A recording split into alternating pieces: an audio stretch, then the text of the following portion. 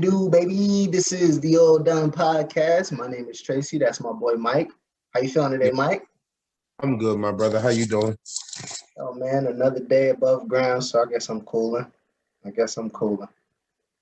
So what we getting into tonight, man? A very interesting topic that a lot of people been kind of like, yeah, how couldn't you have talked about that yet? That's such a big topic, especially in the Black community. So go ahead, man, kick it up. Tell the people where we're going with this. You be setting the tone off rip that just, I don't like it. It's a real morose tone just now.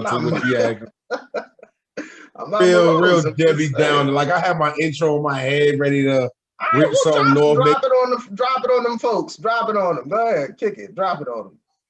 Yeah, but now we're gonna jump off this topic. It's a very touchy subject. It's gonna be, I'm not gonna say dangerous, but it's definitely touchy. We're gonna talk about mental health, especially within our community. There are few groups who could stand to benefit from therapy more than Black people. I mean, think about all the things Black people have been through: slavery, segregation, winter, all equally traumatic experiences. But unfortunately, even as therapy has become more mainstream, the Black community has had a tough time getting the help that they need. It's hard enough to get mental health treatment in the U.S., but studies show that racial and ethnic minorities are significantly less likely to receive mental health treatment than whites. Black and Hispanic children are less likely to get mental health care than white kids. And studies show that irritability in the average white teenager is often labeled as depression. That same behavior is more likely to be seen as disruptive in Black or Latino children, and doctors say that can lead to feelings of hopelessness at a very young age. Yes, one of the reasons many Black people don't get the proper treatment is misdiagnosis. What is seen as depression in white people can be seen as disruptive behavior in Black people. And this shouldn't be surprising, right? This kind of thing happens in medicine all the time, mixed diagnoses. It's like when a Black person has a seizure, it's a medical emergency. But when a white person does it, it's called dancing. But it turns out, as young Black men as well. So a lot of times we don't think about the mental health of a young Black man or you know. When you say we, who you mean? Society as a whole. So our society, the dominant society, like nothing that's never taken into account with everything that's going on and stuff we face. But we don't take into account the mental health of a young Black man. And of course, young Black women too, older Black people, and Black people as a whole. We don't get that pass that a lot of society gets. Like, oh well, maybe their mental health wasn't there. So that's what we on. All right. So where you want to start? I mean, that is a very broad topic. So where would you like to start as far as narrow it down? Yeah. What is your thoughts and take on mental health? Like, just, you can keep it broad, you can narrow it down, you can tell me if it's real, if it's not in your eyes. Sure.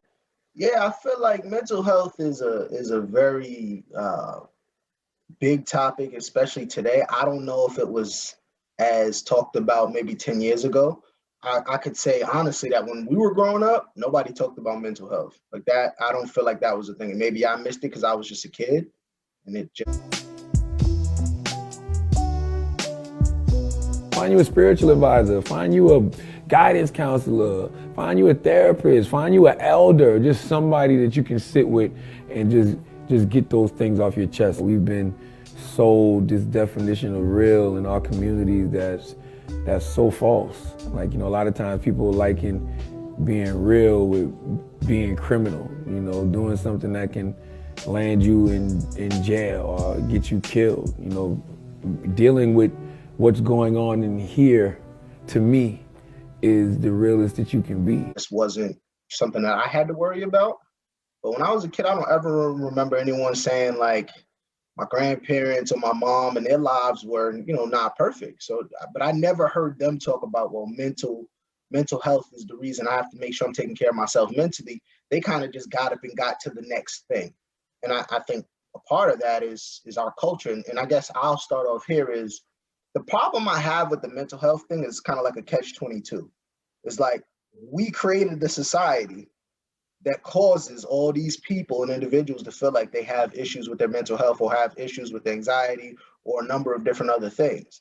But it's not stemming because they just wake up in a happy-go-lucky environment and they're just cheery and spending time with their families, right? The society is creating the issues that we have. So for me, to talk about it from a societal standpoint is like talking out of both sides of your mouth. It's contradicting yourself. You created the environment that has caused the struggles mentally that many of us go through today. Okay. I'm not in complete disagreement with that. Like I can see where you're coming from with that. But does that mean because it was caused by society and does that mean it's not as real? Is it like we woke up in the Matrix, once we get out of the Matrix, everything will be more realistic? Is that how you kind of looking at it? No, I'm looking at it from the standpoint as it's one of those things that could be fixed, or we could take major steps to making it fixed. One way I would say, and this is a simple, off the top of my head here, let's not go, E equals MC squared, but simple, right? 5-day work week. I'm pretty sure if you turned the 5-day work week into a 4-day work week, you would see people's mental health increase. Do you agree or disagree with that? Disagree. Why? I disagree because I'm working 4 days now. Yeah, but the hours are still the same. I'm talking about you cut the hours are still the same. We're not changing hours. I'm not talking about packing more hours into 4 days. I'm talking about the hours stay the same and you get an extra day to your weekend. It just is what it is. Your pay is not gonna change, your compensation is not gonna change, your vacation, benefits, none of that's gonna change. The only change is you won't work Friday. Do you get paid for that Friday? Or yes, you will be compensated. Nothing will change. The only thing that will change is you won't work 5 days. You want people 4 days. Say? You want people to make the same amount of money for less work, essentially. That's an interesting way to look at it. That is an interesting way to look at it. Why do you go there? Well, because let's just be real. We both know we're looking to own our own businesses. Sure. So we got to look at it from multiple sides. Sure. Right? So from the ownership side, I'm losing a day of production and whatever it is, but I'm paying the same as I would be if there were 5 days of production. But this is what I'm saying though, right? Like we have already compensated, or we have already addressed your day of production, because the gap between what you make, Mr. Owner, and what I would make as your employee is already, the gap in between that is already compensation, right? You already getting yours off the top, trust me, right? Yeah. Me, 30,000, 40,000 guy down here, you know how I can get up here, right? So that space is compensation enough. And you know what else you get, Mr. Owner? You get a more mentally stable employee going forward. Will be more productive in the 8 hours, 4 days than they would be in the I was just saying, okay, cool. Okay, so that's one way to look at it. So less work will make you more mentally stable. And that's one way, just real quick. Change it tomorrow. Yeah. So that's one way. Okay, cool. So you're already jumping into the solution of mental health. But I want to know why you thought about from an ownership perspective first. Because are you willing to, as an owner, as we are trying to build this empire, would you be willing to incur that in order to have your employees be more mentally stable and mentally healthy? Is because I have many talents. Let's just not to both keep my own horn, but I have many talents. So whichever one don't do that. Whichever one I'm able to break into. Yeah.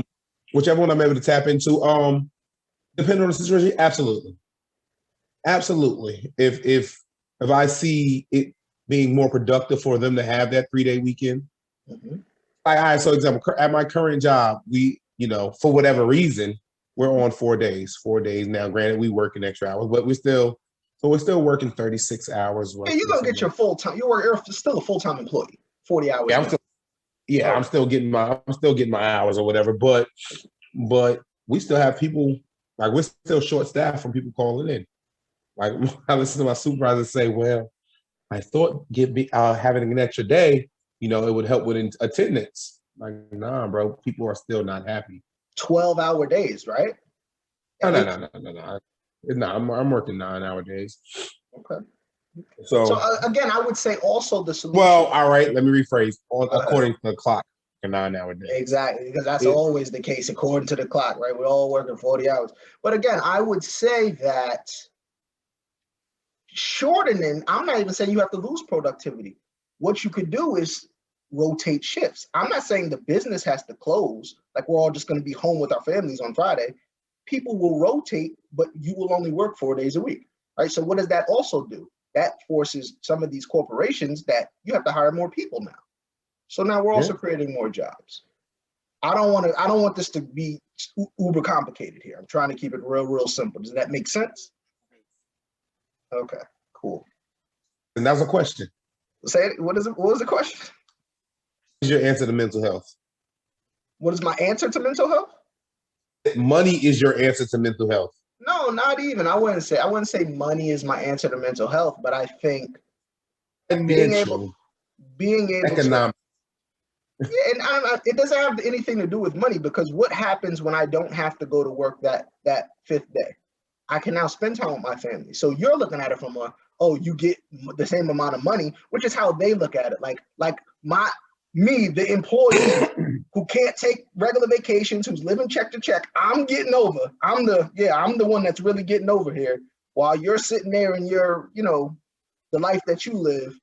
And I'm the one that's getting over because I get an extra day to spend with my family, when really I only get, you think about it, you get out of work at 5, the kids going to bed 8:30, 9 o'clock in most cases. You only get a few hours with your children, your family a night, if at all. And then the weekends you come home, and it's not like we just get to chill on the weekends, right? We're talking laundry, we're talking household things, right? You got to clean your home. You still have to maintain a life. And so when you start to talk about a weekend or the 9 to 5 or that Monday through Friday structure, you're really hustling for a weekend. Very cool. I can see where you coming from with that and where you get that from. So now here's my question to that, because you mentioned something that I was going to get into with this topic. You said the family structure and things like that. So we're seeing mental health being brought up a lot with children as well. Yeah. Can't shorten that work week. So with that shortening of the adult work week, the mother, the father work week, help with the stability of the children's mental health? Yeah, because you're going to be around the person that birthed you more, right? Here's what's crazy about that. Here's something I find crazy, and we'll probably, this is going to be a line stepper. I'm not going to hold you. We're gonna step on the line. I'm going to say we, because I'm not going to put it on you. Yeah. I'm going to step on the line. I say this because we're seeing, I'm pretty sure we're seeing suicide rates in children go up. Bad things are happening in that. Yes, we'll say that bad things are happening. That's the best way to put it.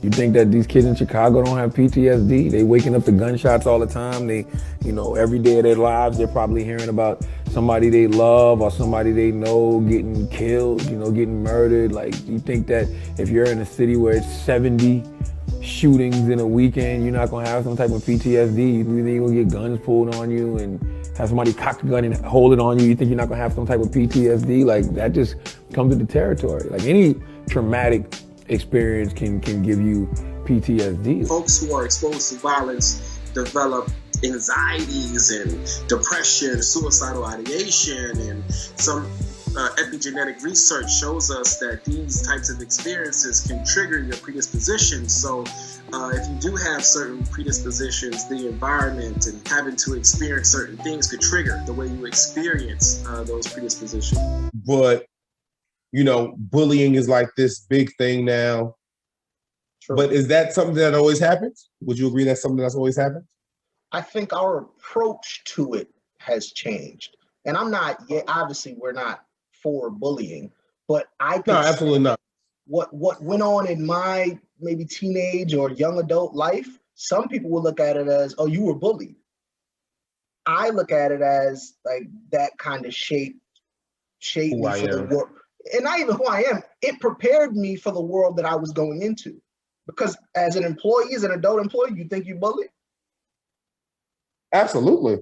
by your bill Absolutely. collectors, by right, like adult life is absolutely. bullying, right? So Adult life is nothing but bullying. Like, so I mean, you what about are to we stop really me talking today. about? Yeah. I'm on FaceTime, my morning FaceTime. I'm chopping it up, smiles, googly eyes, and all that other fun stuff. And my supervisor stopped me. He was like, Mike, he goes, are you on the phone? I said, I'm gonna call you back. Got off the phone. And the man said, well, yesterday, such and such stayed till 6:30 doing repairs. I said, okay, well, we got off at 5. Said, yeah, but I'm saying like he shouldn't be the only one that has to stay. Okay, like, we got 3 team leads and, he gets here at this time. That's a personal choice for him to come at 3:00 every morning. We don't start at 7:30. That's a personal choice. Expectation is clearly there. That we stay late too. Well, no. I'm like, I'm not staying a minute past. Like, I'll give him a few minutes. As a team lead, I'll give him a few minutes for certain things, maybe an extra repair that, Yeah, you want to be a good soldier, right? You want to be a good soldier. And they know that, and they use that to continue. That's fine. But to stay a whole hour and a half to 2 hours past when all the other, non-lead members or leadership members, that's ridiculous. No, and that not. Shows me, no, it is. That shows we have poor time management as leads, as leadership, and so you're trying to bully me into staying. Like one time he told me, he's like, well, I'm asking you today, tomorrow I'm gonna tell you. You can tell me what you want. But you know what? That goes back to like now that affects my mental health. Now, so what if you're not as strong-minded of a person, right? Maybe you are comfortable saying that. How many people are comfortable saying, you know what? Boss told me I gotta stay. Many people are just gonna be like, yo, I gotta stay, and whatever it costs me, it costs me. That's where I was going with that. And that's why I was going with that. Like mentally, it puts me in a space mentally I don't like to be. But my space isn't necessarily a depression. My space is a come get it in blood. You feel me? You want me to stay making me.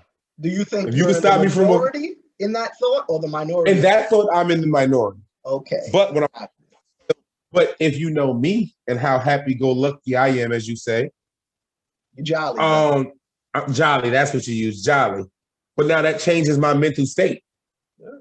That's taxing. Really, that's a toxic situation. That's one of our favorite words now in today's society. Toxic. Clearly, that is a toxic situation for me. Yeah, let's normalize working the hours I was scheduled to work. Exactly. Like I'll give you an extra few minutes because I'm a lead. I'll be a leader, lead by example. But that's toxic to me because now I'm being somebody completely who I'm not. Like I said, am I going to go into a depression about it? And that's another thing. People hear mental health and they automatically think depression. No, it's not. That's not the only mental. Like that's not it. Like I said, that right there is making me be somebody I'm not, and that's just taxing mentally. It's not going to make me depressed. It might make me snap out, and that we see that as well.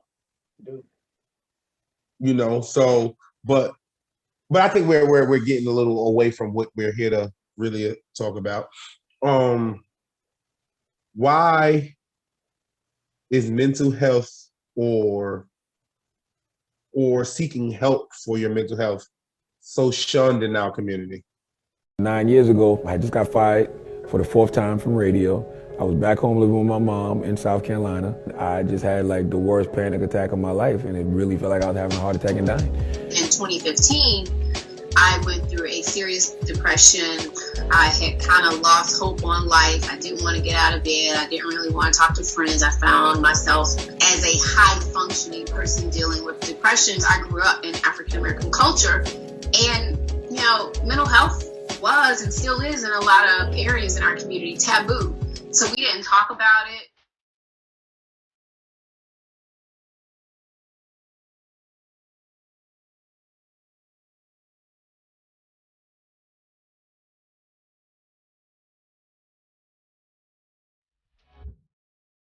Is it because, like you said, our parents and grandparents didn't talk about it? It's kind of like, you got to do what you got to do.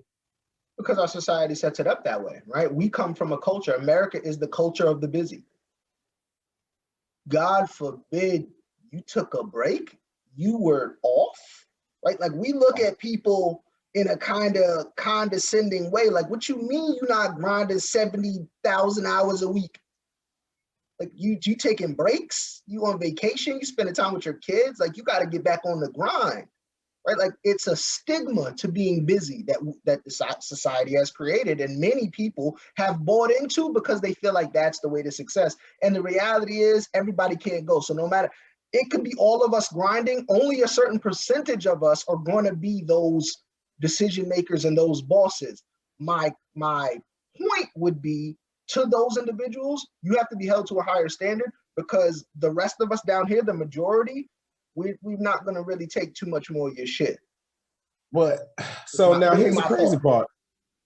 Here's the crazy part I feel about that. I think that's a mental thing as well. To say, I have to grind. I can't come up for air. I can't take a vacation. I can't go see my family who lives elsewhere. I think honestly, like that's one of your mindsets. Like, I got to get it. Now your mindset is also, once I make it, I'ma chill. So I'm not gonna just say, yo, you don't see a light at the end of the tunnel like some people I know. Because some people I know, all they know is put their head down and work. Mm-hmm. And a lot of people actually seem to think that about me. Like, oh, all you do is work. I work a lot. I do. But also I work, I coach. See, and that's another thing. That's a different mental space for me when I'm coaching the women I coach, or now like our kids starting back up. That's a different mental space for me. That's something I enjoy doing. Yeah, but even the jobs you enjoy, have we tricked ourselves into thinking that because I enjoy it, it's not work? Everything's supposed to be all good, like, finances, success, your people good. Like, you think everything's all great, but it's not. You still have those panic attacks and you still have that anxiety. So that's what made me finally say, you know what, let me go get a handle on this. I have an older sister, and because of my dad's suicide, she ended up putting herself through therapy when she was in college. For many, many, many years, she told me that she thought I needed therapy. And I didn't think I needed it. It was my own ego.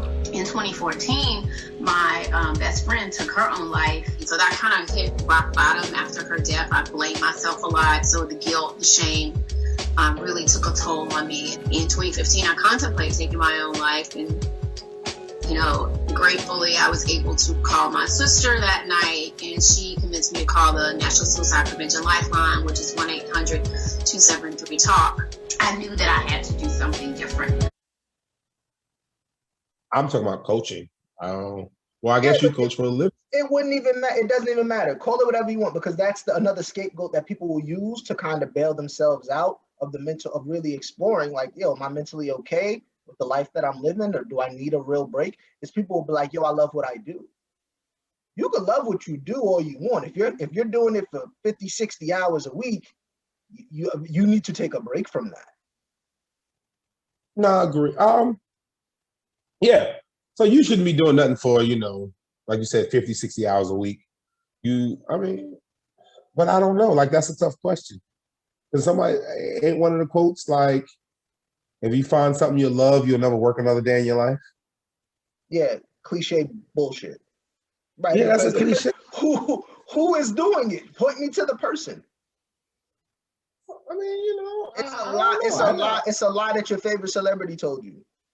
I think that is not going to be close to your reality, right? You work at, Piggly Wiggly. I work where I work. Right? You know what I'm saying? You work at Piggly Wiggly, whatever. Say you love Piggly Wiggly. You do anything for that establishment. That corporation is it for you, baby. You a manager. You love that store. Your sales is up. You sales regional rep of the century. You love it. And it's like, yeah, but you could love it, but yeah, nah, though, right? You gotta still check in with yourself, because there are things about your job that are mentally taxing. And no one can tell me, even if you love your job to the max, a job is going to be mentally taxing, right? Because there's expectations. It's not like you can just be in there doing what you want to do. There are expectations at your work, no matter how much you love it. I'm going to say this and put this disclaimer out there. The people that work at Piggly Wiggly, it's love. Because that's a real place. It's love. It's love. Yeah, it's not a northern place. Tracy lives. I've worked at, the retail. I've worked everywhere. So I'm not I like Piggly Wiggly because shout out to y'all marketing team. That name is fantastic to me. I love that. Piggly Wiggly, that's brilliant. What, like the local Piggly Wiggly? That uses to say pretty much say country as fuck for you. To me, it just gives me a chuckle. So please don't, the Piggly Wiggly folks, man, it's love. I just that name is always been hilarious to me. But my point is the structure is the same because Piggly Wiggly structure is no different than many of the other big corporation retail, big box stores that we see. Absolutely. So, but no, with that being said, we got on the Piggly Wiggly. I kind of lost where we were. But no. Huh? Go ahead. You pick it up where you want to pick it up. Pick it up where I want to pick it up. But so once again, why is it shunned? Why is it being shunned? Like exactly. My people know in a minute. Like I said, I coach a women's football team, Mississippi Lady Panthers. But my O-line knows, oh, Coach Shakes is gonna take him a mental health day here and there. And I will. I work Monday through Saturday. You know, I mean, my full-time job Monday through Friday, Friday and Saturday. My evening job, I do what I do there. But sometimes on a Sunday, I'm like, yo, I'm drained. I'm gonna take a minute, and I love coaching the ladies. I do. I love coaching football. I love it. Well, everyone, that's my day though. That I'll take a mental health day in a minute. Exactly what I just explained, right? Like you could love it, that's nice, but at the end of the day, it's still work. It's not getting up, eating breakfast with your family, watching, you know what I'm saying? It's not mindless activity. You still have to put in some sort of, there's expectations when you're there. Exactly. So yeah, I take a mental health day. And I'm not ashamed of that. I'm not ashamed to tell people I'm not in a good mental space now. But your employer, do you think your employer, in many cases, and maybe your employer does, and I think mine does. But I've had jobs where they didn't. I've had plenty of jobs where they were like, man, like, are you tired? Like, nah, I expect you here at 6 to 2 a.m., the same as you need to be doing. Like, what do you mean? You need off? Off? What? When I had to get my, I'm one of the people who chose to, get the vaccine. And I took the day after off because I know there's possible side effects or whatever. Mm-hmm. Not one of my supervisors, mm-hmm. but supervisors from both jobs asked me, "Are you sure you're gonna need that day?" Excuse me? Yeah. Like sure? What? Are you sure? You sure you're gonna like? I'm thinking like you sure you're gonna have side effects from it? What? Like, imagine that. I don't know if I've told the McDonald's story, but I want to tell it now. Have I told it?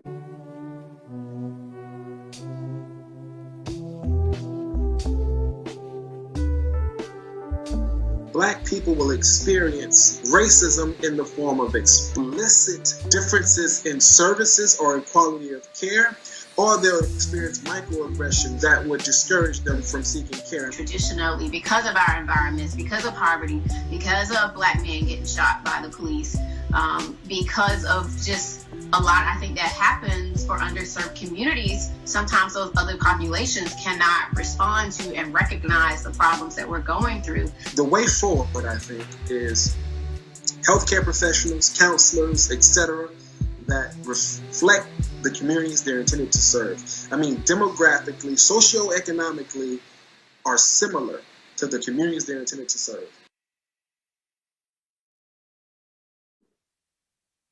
On the All Done Podcast? Yeah, I've heard it. I don't think you turned on All Done Podcast. I've heard it. But I gotta tell it because it is, I think, representative of what a lot of working folks go through, the type of energy that people go through. And to all my bosses and managers at some of these types of places, man, you gotta realize that these people getting paid minimum wage in many cases.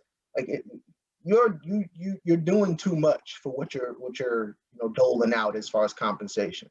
So I used to work at a fast food place. I won't even say the name because, sponsors, holla at us. But I used to work at a fast food place. And at this time, I'm working 3 jobs. So this fast food place happens to be my overnight gig.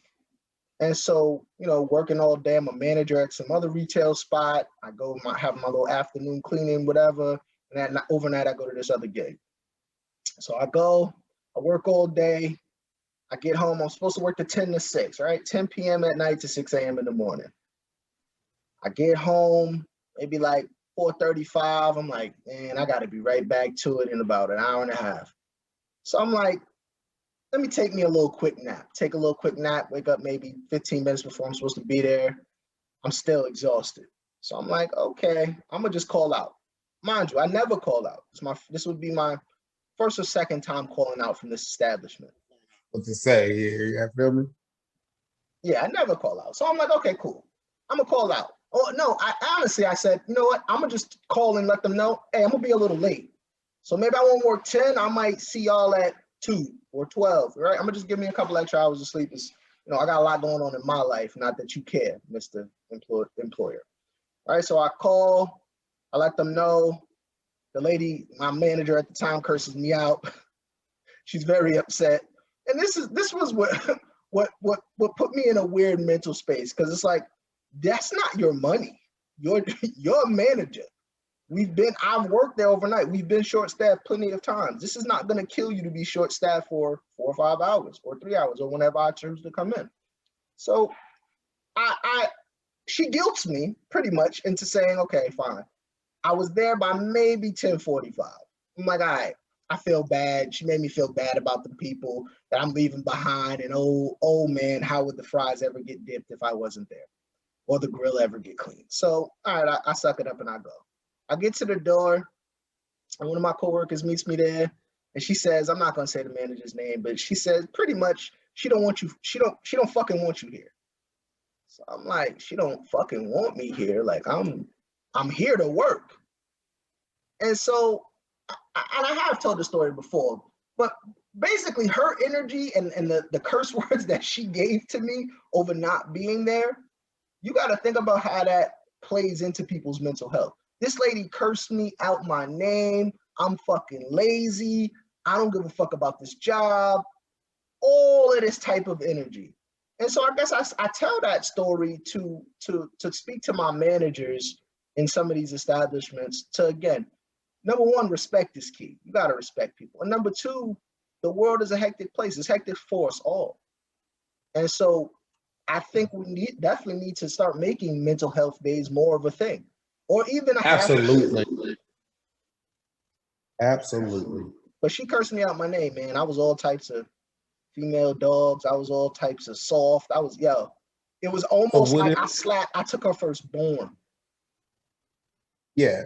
So now what if your mental health wasn't there to be able to withstand that, and you snapped out and you know, burned the place down or something more extreme? Yeah. Imagine that. I mean, we've seen that, right? We see those types of cases where people get burned out, and then, you know, mentally they can't handle it anymore because of the pressure you put on me to make the sandwich. Yeah. So and I'm not saying I don't want that to come off as those jobs aren't important, because I think any job you do, you should approach it at your best. But mentally, if you're not at your best, then it's clear you need a break. And people should allow you that space. They should. That's why there is sick time. That's why there's leave and apps, right? That's why these things exist. I think if I am able to start my own business, or when I am able to start my own business, mental health days will be included. Like, take your mental health day. Why not? What I want to get back to, all right, so we kind of talked about why is it shunned or why was it shunned? I think now it's starting to be more of a thing to people. So now the one step further is, why are people looked at as soft if they choose to go to therapy or to seek therapy or to seek help outside of themselves? For me, I think it's a lot of that. I don't know if people necessarily trust the idea of therapy 100% yet. I think I've been open about, you know, I've tried it and I try to do my therapy thing when I need it. But I think there is a distrust about going to a stranger. Some people say, well, you know, you get total unbiased objectivity.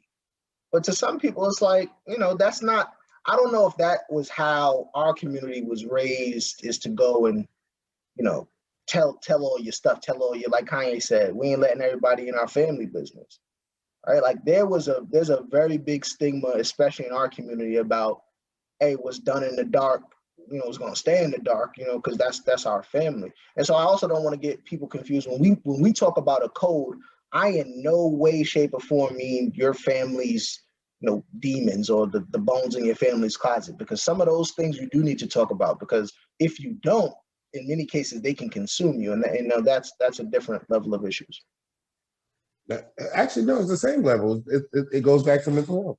It goes back, like you said, it'll consume you, it'll mess with you mentally, then so it also lends to now your emotional health changes. You feel me? Because that's an important thing as an adult and going for like some people are emotionally just messed up because of traumas that happen to them in their life, or something they may have witnessed, something they may have been through. Sure. But like I said, we give them the Rico speech, like, yo, you tough, right? You tough, right? Like that's the speech that's definitely the speech they get.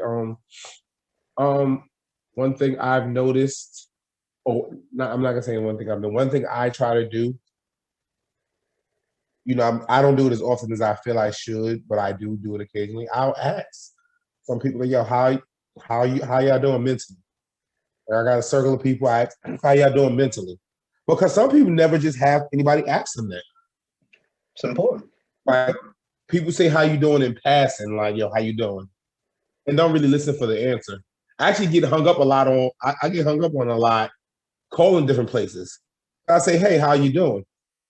And I wait for an answer. And they just kind of like, oh, you must be a telemarketer or something. No, but I'll give you the space to say good. I mean, granted, if I'm calling a complete stranger, I'm not going to lie to you. I'm not really looking for you to say, oh, this is that going on. No, but I'll give you the space to say, well, I'm good. I'm okay. I'm here. I give people that space. But so yeah, I don't think we do that. Black men to black men, that's what I'm talking to now. I don't think we ask each other that enough. That's true. How are you doing mentally?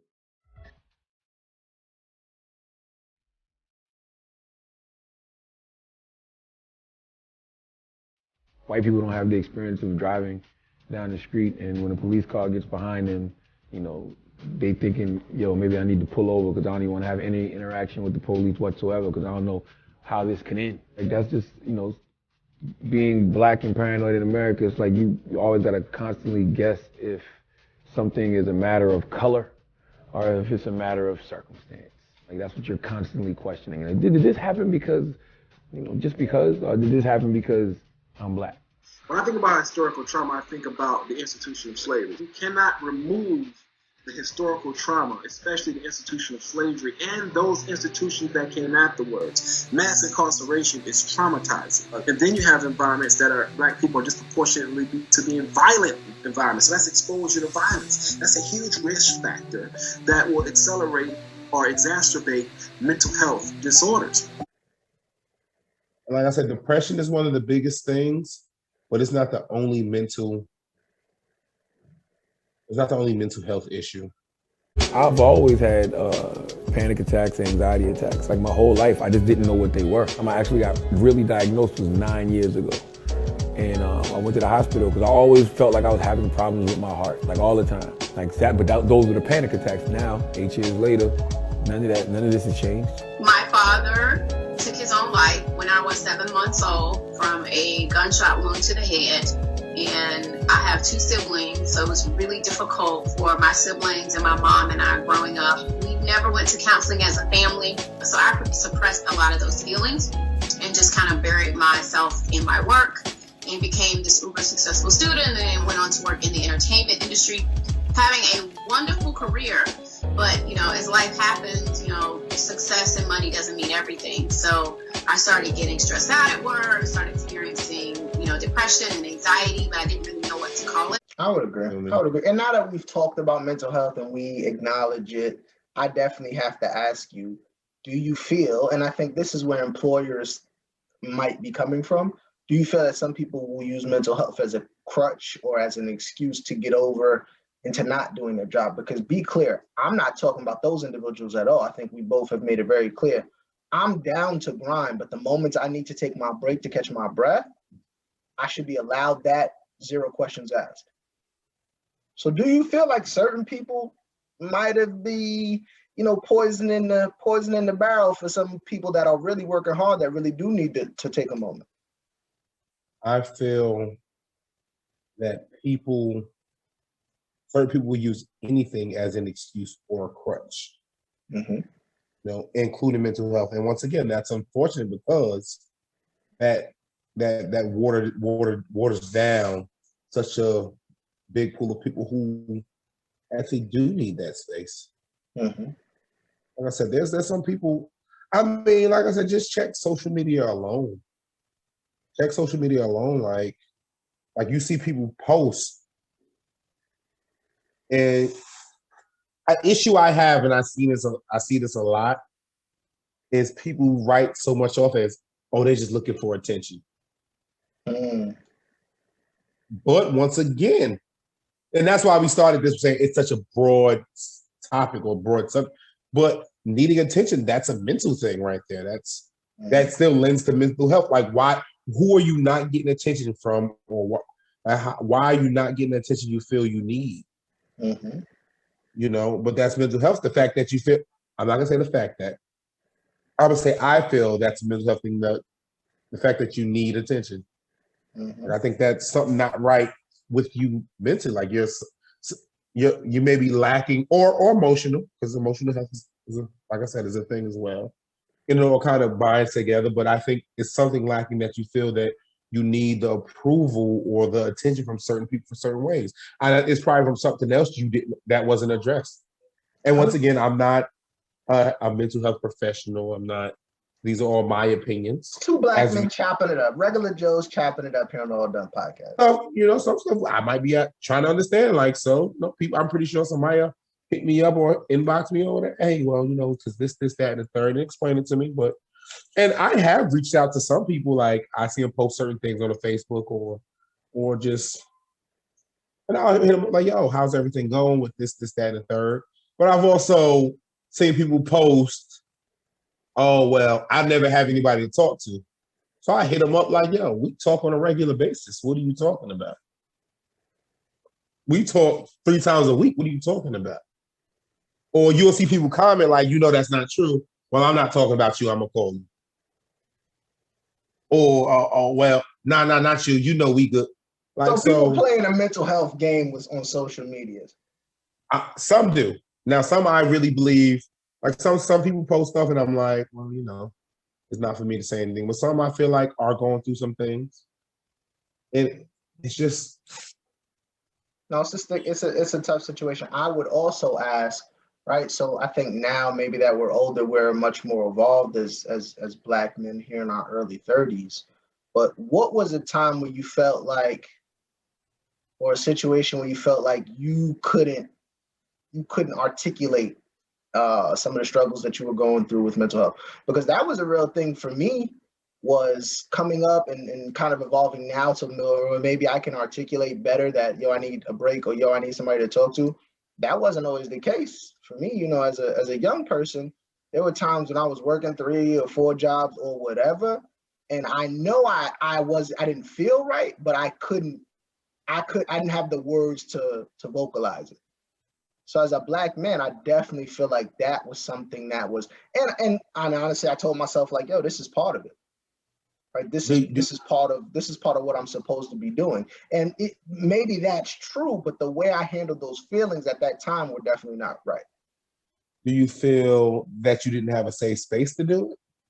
I think absolutely, because now maybe our crew has become a little bit more enlightened. A little bit. Because we were brutal back in the day, but I think now maybe our crew has opened up and given us, we give ourselves the space in different group chats or whatever, FaceTime calls or whatever it might be. But I think men, you have to come across that stage. Right. And I think maybe we got there a little early, but maybe when I was in like my early 20s and things were really going wrong in life, and I was like, things were going wrong for all of us, pretty much. And it was like, yo, we're going to be all right. It wasn't like, yo, let's have a conversation about the feelings that you're feeling. It was more like, yo, keep grinding, put your head down, we good. It wasn't a conversation about like, yo, well, why you feel that way? Or what feelings are you really feeling in this moment during this tough time? No, maybe now, like I said, now it is more maybe in that vein because we are getting a little older, a little more evolved. But to young men, especially young men of color, hey man, your circle, y'all should be able to talk about those feelings because they're real. And if you don't address them, you're gonna have different problems. No, so I'm gonna answer your question that you asked as well. When did I feel like, and then I think, but to respond to something you said, like we've grown. I think, of course, we've grown because that's always the goal anyway, is to grow. But I think we've grown within ourselves to say, yo, I know how my circle is, but I'm gonna let them know this is what I'm feeling. We still gotta make the joke we made. We still gonna, blah blah blah. But at least you got, like I said, one of my favorite things lately been getting your bars off. At least you got your bars off to say, yo, I felt this, that, and the third. But now to answer your question about when I had my time, I've shared this with a few people. I don't think I've shared it with that many people. I think I share it more now because I know people go through stuff. But there was a point in my life where I was ready to end it all. And what happened was when I was first diagnosed with MS, I was diagnosed with MS. My body changed, like things changed for me, and at the time I knew about working, so I worked. I mean, I still played football at the time, but I worked. I played football. Actually, at the time, I was like in the best shape of my life. Like everything was going pretty swimmingly at that time, and then all of a sudden, within 24 hours, everything changed. I don't have full feeling on my right side. I'm in the hospital like all the time. It's just different things changing, and I didn't know how to handle that. I didn't know anybody else going through it the way I was going through it. You feel me? Like I didn't know many. I knew one other person with MS, and our mindsets and the way we thought and the way we move weren't the same anyway. So it's just like, well, this is almost that's quo for him, but for me, this is different. Like help me walk up the stairs. No, I can walk up the stairs by myself. Like that's normal for me to walk up the stairs by myself. Now I don't need you. So, and I went into a dark place, and I had that's the crazy part. I had that safe space, I believe, to talk to at least two people about what I was going through and what I felt. But still, no matter who I could talk to, they didn't understand what I was going through. That's another scary space about being in a certain mental place. Like people may not understand what you're going through. It turns out, even when Black people are properly diagnosed with mental health issues, it can still be a challenge to find a therapist who's equipped to handle their needs. Making the crisis worse, not enough African-American therapists. Today, only 4% of psychologists are Black. Kevin Durden says admitting he needed help was actually easier than finding it. He saw 3 different therapists, but felt that none of them understood the stress and emotions unique to Black men. When Taraji P. Henson's own son, Marcel, was struggling, she found it nearly impossible to find him one. Trying to find a culturally competent therapist was like looking for a purple unicorn with a gold horn. Do they understand the cultural context from which I'm coming from? Do they understand the culture that I live in? And so they'll listen. Right? Even about, like you said, getting those bars. There's something to be said about even saying it, even if they don't know. Right? Sometimes you can't empathize, but to listen sometimes and allowing people, like you said, to get their bars off, sometimes that means the world, man. That's the difference in many cases. That is the word of that day right there. Now you may think that a therapist's race shouldn't matter at all, and that's true. But if you think about it, it does make sense. For many white therapists, no matter how good they are, it can be hard to understand the particular experiences of a Black person. Just sitting there in a session, even if they're trying, it could be like, so you say people are following you around the store and you're invisible, but only to taxi drivers? Paranoid delusions. I think years ago you said that to me. You said, I don't need sympathy, but empathy is something completely different. Yeah, man. And that's something that resonated with me like in my whole adult life. So I don't necessarily need anybody to feel what I'm feeling or feel like I know how you feel. I don't need you to do that, but I do need you to say, well, I understand that you are going through something. I understand that you are feeling a certain way. you know, and I don't think, like I said, as a culture, we do that enough for each other. I don't feel like we say like, yo, I understand you're going through something. I'm here to listen if you need me to listen. You know, we don't do that. You know, I get this a lot now as an adult. Like, yo, like I talk to you because I feel like you don't judge me. Well, who am I to do that? Like I said, I've been suicidal myself. I've had suicidal thoughts myself. So I've made mistakes myself. I can't judge you for anything because I've been to different spaces. I may not understand your direct struggle. Well, I understand struggle. And this is gonna seem like I'm beating on a certain people, but I'm not. I promise I'm not. But that is a lot of my issue with the church. So when it comes to mental health, there's a very real struggle for Black people to access healthcare, get diagnosed correctly, and find a therapist who can relate to them. But if that wasn't bad enough, there's another major hurdle stopping Black people from getting therapy, and it comes from the Black community itself. We have a stigma in the Black community when it comes to dealing with mental health. Black students say where they come from, it's shameful to talk about anxiety, depression, and trauma. It's not okay to have mental health issues, or like that's a white people thing. I've heard all the time, Black men don't go to therapy, they go to the barbershop. I told my own mother that I was seeing a therapist, and she said, you don't need to see a therapist. What you need to do is see a preacher. You got Jesus. Right. You don't need anything else, Right. you know, just buck it up. Yeah. That's a line every Black person knows all too well. You don't need therapy, you need Jesus. And my response is always, why can't we use both? Because church is a great place for community, but therapy is great for one-on-one mental health needs. Everybody come in with their Sunday's best, you know, like what? You failed? You did what? Nah, I pray all day long. What you on? Like, but even being religious, sometimes you feel like your prayers are going unheard. So where do you go from there? Where do you go from there? What is your savior then? Like, you feel me? Yeah, man, I think, and our community definitely, instead of therapy, which I would say definitely needs to continue to increase in our community, people definitely slap the church Band-Aid on a lot of problems that you need to talk about with someone other than God.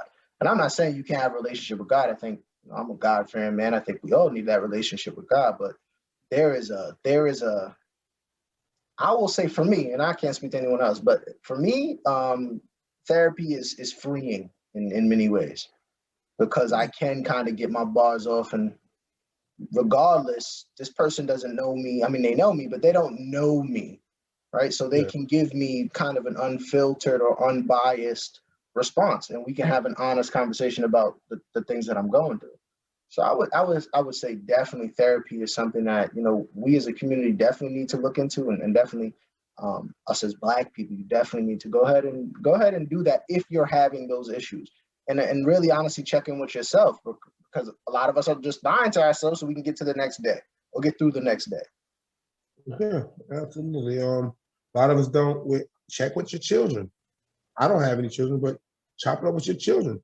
Like, you know, it may not seem like much to you, but the everyday stresses of like school, or, you know, being accepted in school, being accepted by your peers, or, you know, it might be an only child, like, don't know why you're an only child, like, chop it up with them. Now, I'm not saying give them the space to be, don't let him lash out and curse you out, like, well, he's just expressing this stuff because his mental health. No, I don't agree. I don't subscribe to that. We're not subscribing to that. Yeah, nah, that ain't it.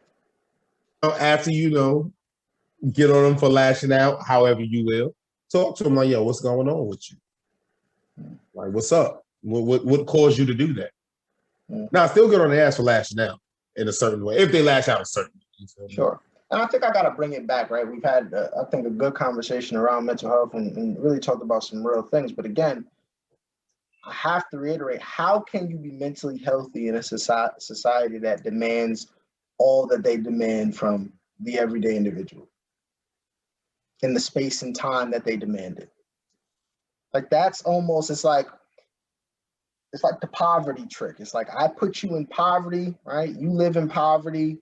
You barely are paying your bills, you barely making it, but then I look at you funny when you lash out in a criminal way. All right, like sometimes that's the only outlet that you get. It's the only thing that you can control is the feelings you give someone else. And so that's where a lot of the anger, that's where a lot of lashing out and a lot of criminal activity, especially in our community, comes from, is that a lot of these people feel like, I don't got nothing to lose. And so you box somebody into the corner long enough and you start putting those thoughts in their head that, hey, this is what you are, this is the end of the road for you. You're not going to get past these 6-7 blocks. And it is what it is. And once again, like I keep saying this because I need this to be clear. Once again, that's a mental health issue, because now, like I said, people hear mental health and they think, oh, they were depressed, they were down. Well, no, that's a mental health thing. Is thinking, well, this is all it is. Yeah, I'm not sad about it, but this is all it is, and this ain't all I want. So now everybody's in trouble. Yeah. They're not sad about it. They're not depressed. But that's a mental thing. And that in my opinion, once again, I'm not a professional, but that lends to mental health. Like that, I don't think that's mentally healthy to think this is it, there's nothing else. I mean, unless that's all you've been shown, right? Like, the question becomes, how do you put people in positions? And I don't for a second think that we can get rid of mental issues, but I think societally we can absolutely help some of the things that people are going through by adjusting the way that we operate with each other and how we interact, again, from that employee-employer relationship. We can easily make wholesale changes right away that can immediately impact people's lives in a positive fashion. Yeah. And why? Yeah. The question becomes, then why don't we? Why don't the dominant society do things to impact? I don't have an answer for that. I don't have an answer for that question. I just want the question to be clear. Yeah. Of course, we don't have the answer. But maybe one day we'll become members of the dominant society. Who knows? I don't know about that. I think the answer for us, the route that we've taken, fine, I'll play your game until I can get to a position where I can change it. Is the route that we've taken, which not everybody. Yeah, no, absolutely. Not everybody's cut from that cloth though, where they're like, yo, that's why I just withstand the nonsense until I get to a position where I'm like, okay, I can make some wholesale changes to the system that I feel are needed. Well, once again, that's why we consider ourselves pros, right? That is what a pro is, and the book is a person that can sustain that. And again, it's not everyone can't go, so the responsibility must fall to those who have that ability to get to those certain stations in life to make positive impacts for the lives of all the other people. Everyone's not going to be the CEO, right? Everybody's not going to do that. So once you get to that status, don't forget, I don't care how, once we build this empire and we are at a place where we can really affect people's lives in a positive way, I'll never forget mopping up that place I used to work. Well, you caught us. Lois and I are stocking up for a very special anniversary evening, and I'm not sure that 5% discount was worth checking in here on Facebook. Ew, Meg, don't like that. Anyway, to celebrate, we thought it would be fun to recount the 3 greatest love stories ever told. We'll begin with the tale of Helen of Troy, the face that launched 1,000 ships, which is the poetic way of saying Helen of Troy was thick, though, which is the black Twitter way of saying she was very attractive. Or I'll never forget counting those XXX DVDs or those pills, or I'll never forget the grind that it took, or the individuals that are probably still in those positions. I'll never forget those individuals. Are removed from it.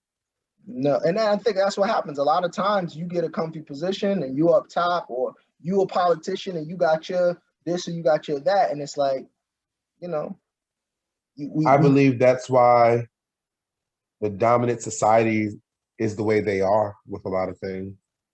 So we're not too far removed from what we used to be, how they used to have it. But I think that's another conversation. Yeah, because mental health goes both ways. We're talking about it from the perspective of maybe the downtrodden or the anxious or the depressed or the angry.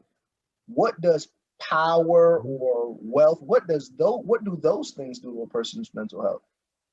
Are they more mentally stable? Are they more, I mean, I don't know yet, but based off the society that I'm living in, I would say they have some questions that they need to answer as well. They got some mental issues. They got, big game hunting and stuff like that. Or power. What Kanye say? You got the power to let power go.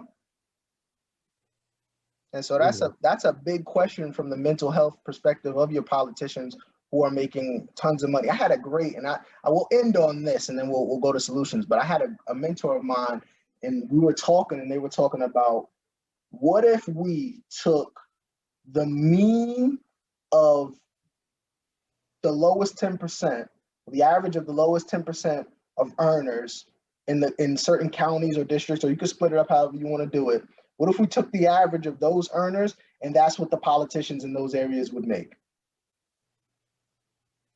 Oh, okay. That would be. I think that would be quite the incentive to get off your ass and really make positive change, because you only will raise or come up when they come up. Now they can make 30,000, 25,000, 28, 26. Shit, I've seen 15,000 trying to feed a whole family, and you can sit your ass up there as a politician in a 6-figure income. And something about that seems wrong to me. They pay taxes, right? That's who pays these politicians. So go ahead, man. Wrap it up for us. What do you want the people to know about their mental health and the key about taking care of themselves out here? A few things. Number one, I want to say try to be aware of your mental health. When you need that time, allow yourself that time. Don't be too proud to say, yo, I'm going through it. I need a day, or tell your people I'm going through it. I need to talk to you about something. Don't be afraid to get your bars off when it comes to that. And also be mindful of the people around you. Check on their mental health. Check on how they're doing. You may know that they're grinding all the time, but they good. The people that you think are the strongest also feel that they don't have anybody to speak to. I know that from personal experience. So they break down, but it's just that when they break down to themselves because they feel like they have to be strong for everyone else. So check on your strong friends. That's one of my favorite posts. Check on your strong friends. You feel me? Check on your strong family members. Right. The people you think are never down, check on them. Right. Ask them how they're doing. And that's where I'm at with it. What you got for me? Look, challenge our administrators, our policy people, our lawmakers, our politicians, right? Acknowledge this in a way that's more than a phone number to call.